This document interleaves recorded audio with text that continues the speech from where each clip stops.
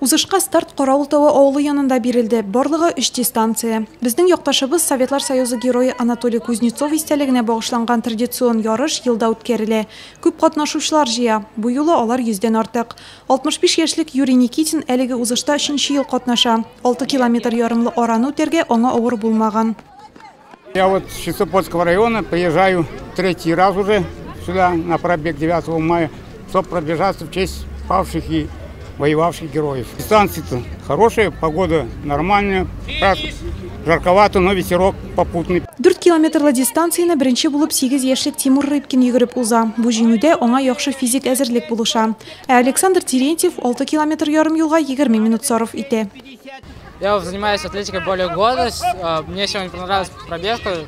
Погода позволяла, дистанция хорошая, дорога хорошая. Очень рад этому. Такой знаменательный день для меня, это значит выражать уважение нашему прошлому поколению. Спорт чаралары шәһәрнең Үзәк стадионында дәвам итте. Нурлат районының 6 футбол командасы җиңү көненә багышланган блиц турнирга җыелды. Заявилось на сегодня 6 команд.